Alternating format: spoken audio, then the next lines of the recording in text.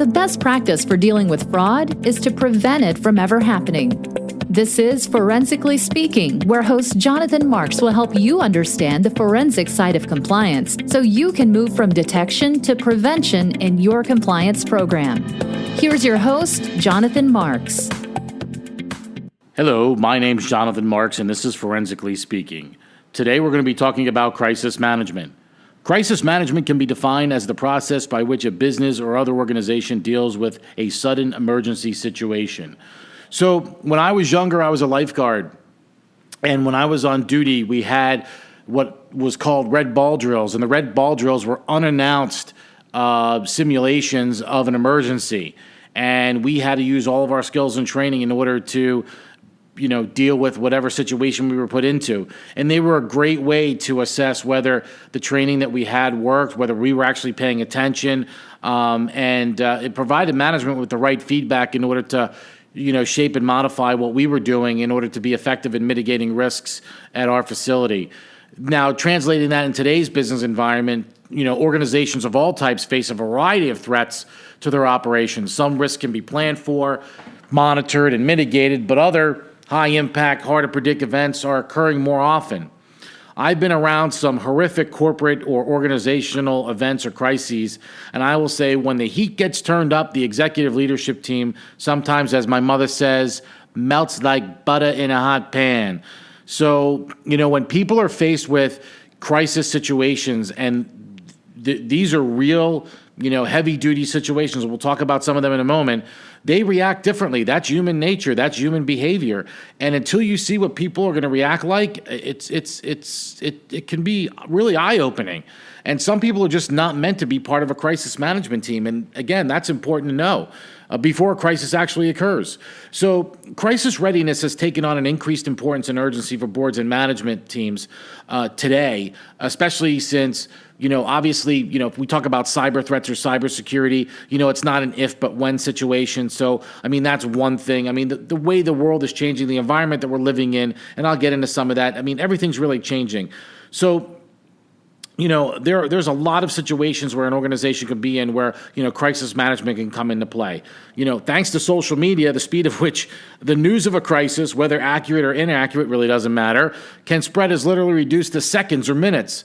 Again, making the organization's ability to respond quickly and effectively highly critical. So, these things need to be looked at and planned for. If we do a root cause analysis of the numerous crises that I mentioned or others, they have revealed that the board's involvement and oversight is often questioned when an organization's response is deemed to have fallen short. So, the buck stops here. They're looking at the board. They're saying, hey, what did they do? How are they involved? And they start questioning things. This is particularly true in cases where early warning signs were ignored or the crisis was attributable to the organization's culture or lack of culture or tone from the top or lack of tone from the top. While not every crisis certainly causes harm, an organization's response can result in major business risks, or, an organization's response can result in reducing major business risks. So again, important to really understand that. Boards. Key message or my truth cocktail to you, if you're a board member, you are overconfident and underprepared.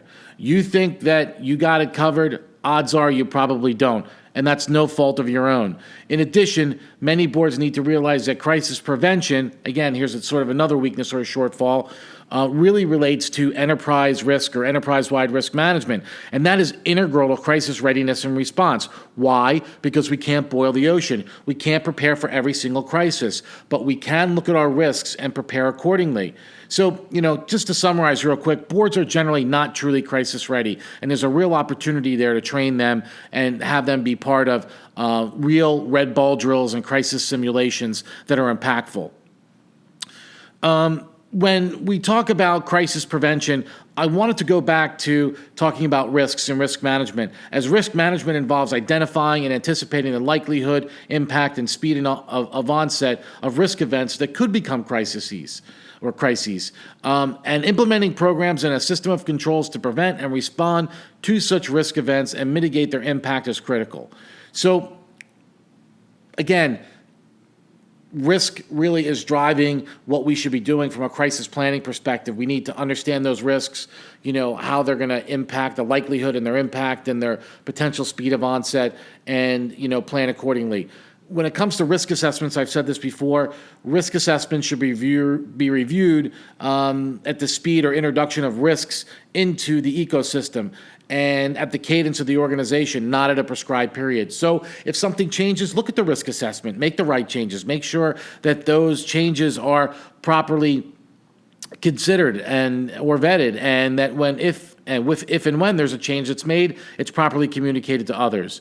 Crisis readiness and response. The key role for the board is to work with management to develop and approve a robust crisis response plan tailored to the company's specific risk profile. Well, you don't have a risk profile unless you do a risk assessment. And periodically engage in disaster rehearsal exercises or red ball exercises. Test and refresh the response plan as appropriate. These exercises will test and hopefully help you refresh the response plan as appropriate. A pivotal component of any crisis response plan is the communication protocol. Again, a pivotal component of any crisis response plan is the communication protocol, which should address the following questions at a minimum. Who gets notified? For an example, the board, trusted advisors, regulators, customers, shareholders, and the like. What channels will be used to communicate internally and externally? How will the organization monitor and manage reputational issues, particularly via social media? Just planning is not enough. You have to practice. There has to be regular simulations or rehearsal exercises or red ball drills so that you can actually analyze how things are coming together and how things are managed from a crisis perspective. Even the best prepared organizations will experience a crisis at some point, and there's rarely a perfect response. But not planning and not having any type of response could be really disastrous. So to avoid disaster and avoid mismanagement of the situation, it will be directly linked to your crisis prevention efforts, crisis response plan, proper training of the crisis team, and leadership to effectively manage the crisis. So my solution to you today is practice, practice, practice. Regularly conduct red ball drills or disaster rehearsal exercises or crisis management simulations, whatever you wind up calling them, that are impactful and help reveal blind spots that can be remediated and ultimately prepare you and your team for not if, but when something ugly happens. And when something ugly happens, let's talk about that. The something ugly could be an alleged fraud or an ethics violation, a serious ethics violation. It could be a whistleblower retaliation claim, workplace violence or harassment or hazing if you're a college and university, regulatory enforcement actions, mergers and acquisitions that have failed or are failing, or any disputes related thereto, product safety and recalls, data security breaches, cyber breaches, intellectual property thefts that come out to light, operational failures that people start to know about, loss of key leadership or staff, supply chain interruptions and distress, natural disasters, and, obviously terrorism. So those are some of the triggering events. If you're going to prepare an overall crisis management program, there are 5 key pillars that you really need to look at. That's being prepared, being able to respond, containing the situation, recovering, and then remediating. And certainly there are a lot of opportunities out there, to make these programs, more meaningful.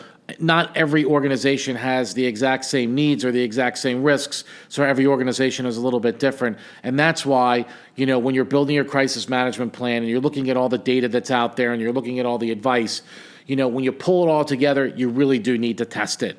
You need to test it real time. You need to test it where people don't know that it's coming. Again, those red ball drills.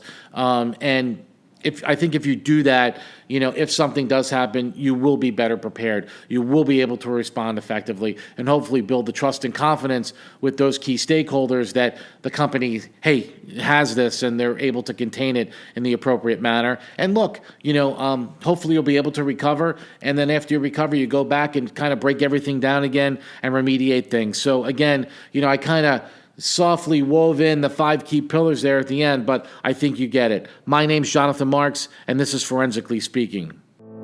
Thanks for joining us for this episode of the Forensically Speaking podcast. Make sure to subscribe and help us spread the word by leaving a review.